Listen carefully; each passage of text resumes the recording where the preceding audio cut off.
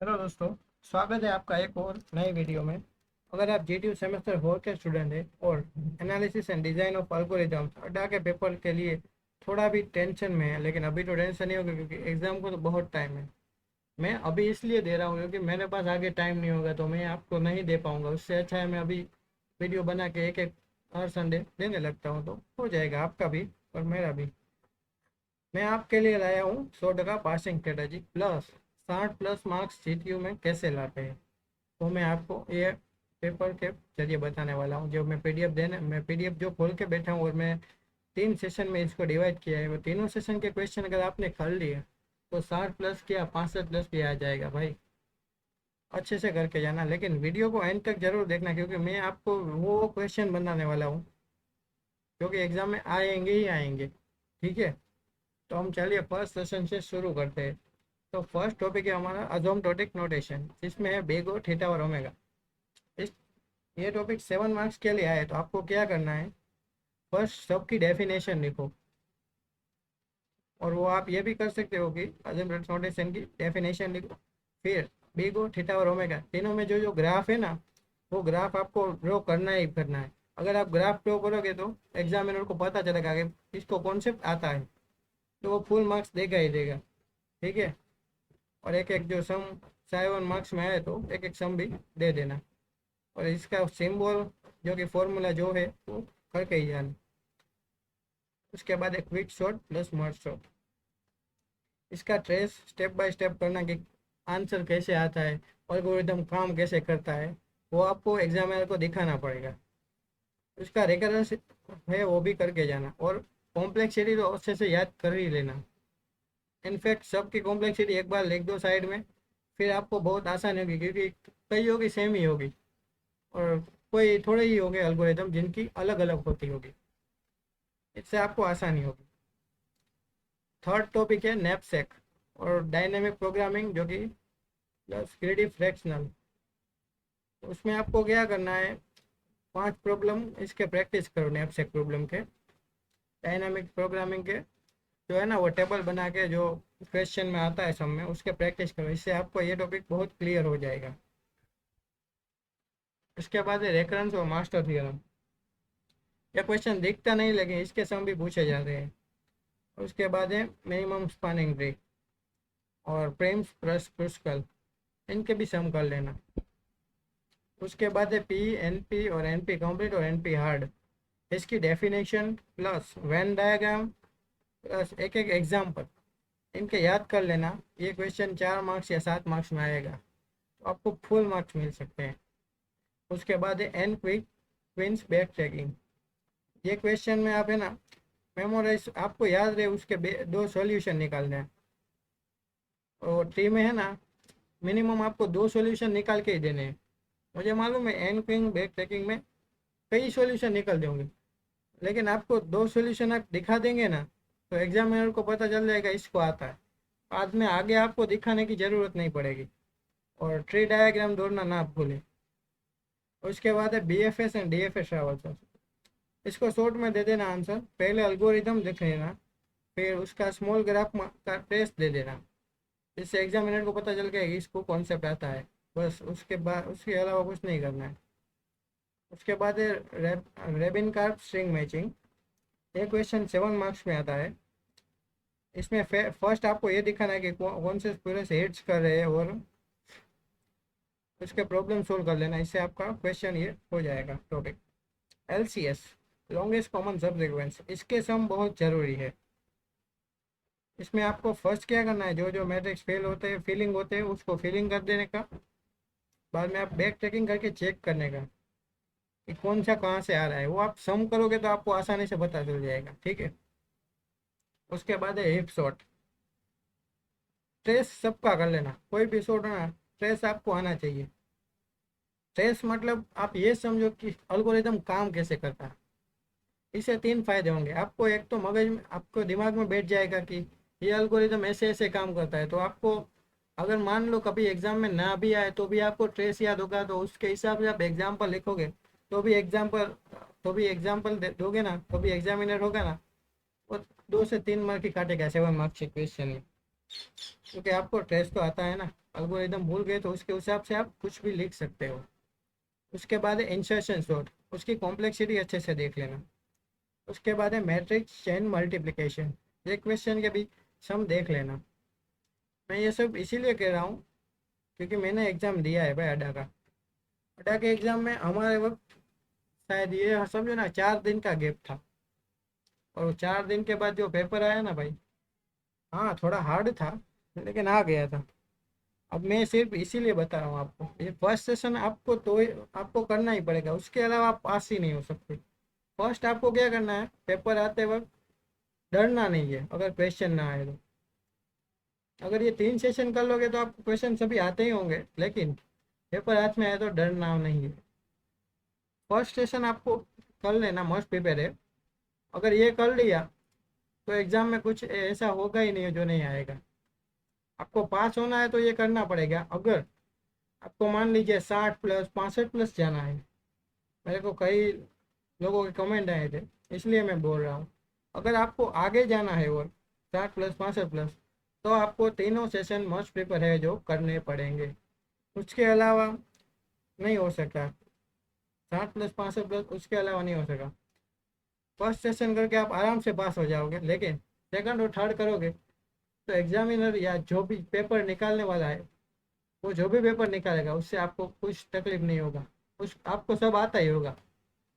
ठीक है। और इस अड्डा का पेपर है ना, उसमें सम अच्छे से करना ही करना हर टॉपिक के, इससे आपका दिमाग में क्लियर होगा। सेकंड सेशन है, वेरी इंपॉर्टेंट सेशन है।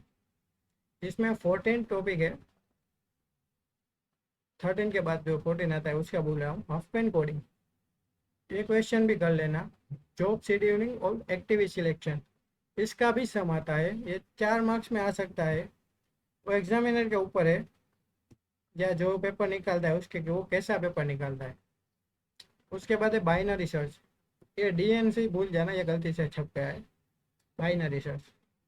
उसके बाद है टोपोलॉजिकल सर्च सॉर्ट, ये क्वेश्चन आपको दिखता नहीं है लेकिन ये क्वेश्चन आएगा जरूर एग्जाम में। काउंटिंग सॉर्ट और बकेट सॉर्ट, सॉर्टिंग में अगर सबसे आसान टॉपिक कोई हो ना तो यही है, काउंटिंग सॉर्ट और bucket sort.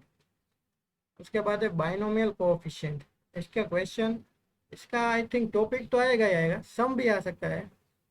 Strongly connected components, KMP string matching, ये क्वेश्चन मैं इसीलिए बोल रहा हूँ क्योंकि आपको पता चले कि कौन से क्वेश्चन आते हैं। अड्डा का पेपर में आई थिंक सम ही ज़्यादा होंगे, थियरी तो कम होगी, देख लेना आपके हिसाब से। उसके बाद है सिलेक्शन शॉट और बबल शॉट, दोनों में से कोई एक आ सकता है। उसके बाद है नाइट स्ट्रिंग मैचिंग। मैं आपको शॉर्ट में तो यही बोलूँगा, जो ये शॉर्ट है ना, बबल शॉट है, सिलेक्शन शॉट है, इंसर्शन शॉट, ये शॉर्ट में तो अगर आपको 7 मार्क्स में पूछा जाए ना, तो आपको एल्गोरिदम प्लस ट्रेस दिखाना कि एल्गोरिदम कैसे काम करता है, और एक एग्जाम्पल और कॉम्प्लेक्सिटी।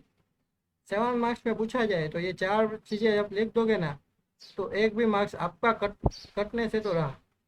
कॉम्प्लेक्सिटी में आपको डिराइव करना है, बिकॉज आपको डिराइव करना पड़ेगा रिकरेंशियलाइजेशन लिख के, क्योंकि इससे एग्जामिनर को पता चलेगा कि इसको आता है रिकरेंशियलाइजेशन, इसको फंडा पता है, इसी कॉन्सेप्ट पता है सॉर्टिंग का।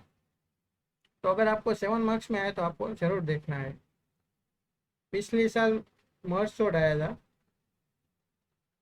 तो दूसरा भी आया था लेकिन वो आया था। आप सॉर्टिंग में ये 4 चीज़ें ध्यान रखिएगा, एल्गोरिदम, ट्रेस, एग्जाम्पल और कॉम्प्लेक्सिटी, और उसके रेकरेंशियलाइजेशन। जो मैंने फर्स्ट सेशन में बताया ना सॉर्टिंग, वो तो आपको वो कर ही लेना, वो तो शायद आ ही सकते हैं, 100% चांस है कि वो आएंगे, लेकिन सेकंड सेशन में चांसेस कम हो जाता है। आपको क्विक शॉट, मर्ज शॉट, हेप शॉट, इंसर्शन शॉट, ये सब का ये 4 चीज़ें पता ही होना चाहिए। Algorithm, trace, example, complexity. अगर अल्गोरिदम याद ना रहे तो आप उसका ट्रेस देखो, एग्जाम्पल देखो, कॉम्प्लेक्सिटी देखो। अल्गोरिदम का क्या है, अगर आपको अल्गोरिदम नहीं आता ना, तो आप उसको लिखोगे ना कि ये ऐसे ऐसे ऐसे काम करता है, तो भी पूरा मार्क नहीं कटेगा। मैं बोलता हूँ आप लिखो सिर्फ। आपको अगर एल्गोरिदम याद नहीं रहता तो आप लिखो, स्टेप्स लिखो कि कैसे काम करता है एल्गोरिदम, तो ये आपका सिर्फ कम मार्क्स कटेंगे जितना कटता है उससे, एग्जामिनर को पता चलेगा कि इसको आता है कॉन्सेप्ट। ठीक है, अब हम चल रहे हैं थर्ड सेशन के पास, जो कि है इम्पोर्टेंट। इसमें है ट्रैवलिंग सेल्समैन वाला क्वेश्चन, ब्रांच एंड बाउंड। उसके बाद है sum of subset, back tracking, all pair shortest path. One pair shortest path ही आता है, लेकिन ऑल पेयर शॉर्टेस्ट पाथ पूछा जाता है। आर्टिकुलेशन पॉइंट्स, अमोर्टाइज एनालिसिस, ये क्वेश्चन है वो आपको शायद वो दिखे नहीं सिलेबस में, लेकिन कर लेना क्योंकि ये जीटीयू है। जीटीयू में जो सिलेबस में नहीं होता वो भी पूछ लेते हैं, इसी का नाम है जीटीयू। तो आपको डरना नहीं है, अगर कोई क्वेश्चन ऐसा हो जो सिलेबस में नहीं है तो भी आता है, तो भी आपको लिखना ही पड़ेगा। यहाँ पे किसी का कुछ नहीं चलता जीटीयू में। कई लोग कहते रहते हैं कि हम ये करेंगे वो करेंगे, जीटीयू पे केस करेंगे, कुछ नहीं होता भाई। जीटीयू अपने हिसाब से ही चलता है, वो किसी की नहीं सुनता। लेकिन सिलेबस आप फॉलो करोगे तो आपको कोई प्रॉब्लम नहीं होगी।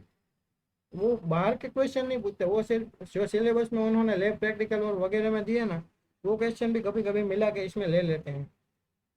वो बाहर के क्वेश्चन कहीं से नहीं निकालते, लेकिन लोगों को पता नहीं होता। जीटीयू अपने सिलेबस दिया है तो वो पूरा का पूरा उसमें कहीं से भी पूछ सकता है। प्रिंसिपल ऑफ ऑप्टिमालिटी, ये क्वेश्चन कर लेना, इसकी डेफिनेशन और देख लेना। Greedy versus dynamic programming comparison, graph colouring और उसका बैक ट्रैकिंग। अगर आपने ये तीनों सेशन कर लिए तो आपको 60+65+ आ ही जाएंगे। अगर कोई क्वेश्चन ऐसा रहता है जो इसमें नहीं होता, नहीं है और आया, क्योंकि होगा ही नहीं ऐसा, लेकिन अगर होता है तो उसके ऑप्शन देख लेना, ऑप्शन में हमारा कवर हो रहा होगा। लेकिन इस थर्ड तीनों के तीनों सेशन के बाहर पेपर नहीं जाएगा, वो मैं गारंटी देता हूँ। अगर आपने ये करेंगे तो आपको 60+65+ आ ही जाएंगे, लेकिन अच्छे से करना। मैं ये नहीं कह रहा हूँ कि आप सिर्फ देख लोगे तो हो जाए, अच्छे से करना पड़ेगा। और अब एक प्रो टिप जरूर दूंगा दोस्तों, ये अड्डा के एल्गोरिदम सिर्फ जीटीयू पास करने के लिए नहीं है। अगर आपका ड्रीम ड्रीम है कभी कोई बड़ी कंपनी में जाने का, आगे हाई पेइंग सॉफ्टवेयर डेवलपर बनने का ड्रीम है आपका, तो आगे चलकर टेक्निकल इंटरव्यू में डेटा स्ट्रक्चर और एल्गोरिदम का जो भी सब्जेक्ट आता है उसमें यही सब टॉपिक का आता है, कॉन्सेप्ट यही होते हैं। तो इनको आप, मैं कहता हूँ सिर्फ एग्जाम के खातिर लॉजिक आपको डीपली रिवाइज करो, डीपली समझो, ताकि आपको याद रहे। अगर आप इन सभी टॉपिक को इसी सीक्वेंस में प्रिपेयर करोगे ना, वडा का पेपर आपके लिए सबसे ईजी होगा। थंबनेल में मैंने 60+ इसीलिए नहीं लिखा, 60+ इसीलिए लिखा है कि मेरे को पता है कि भाई ये पेपर में ये आएगा ही आएगा। ठीक है, अगर ये वीडियो आपके लिए हेल्पफुल रही हो तो फटाफट से लाइक बटन दबा दो, अपने जीटीयू वाले दोस्तों के साथ शेयर करना ना भूलो, और सब्सक्राइब करना तो भूलो ही नहीं भाई। नेक्स्ट वीडियो आपके लिए किस सब्जेक्ट के एमपी पर चाहिए मुझे कमेंट में जरूर बताओ। मिलते हैं अगली वीडियो में। All the best for your exam को तो दे रहे, लेकिन मेरे पास टाइम नहीं होगा, सो मैं हर संडे बनाता रहूँगा एग्जाम का वीडियो। और बस यही कहना है, थैंक यू, और सब्सक्राइब करना ना भूलें।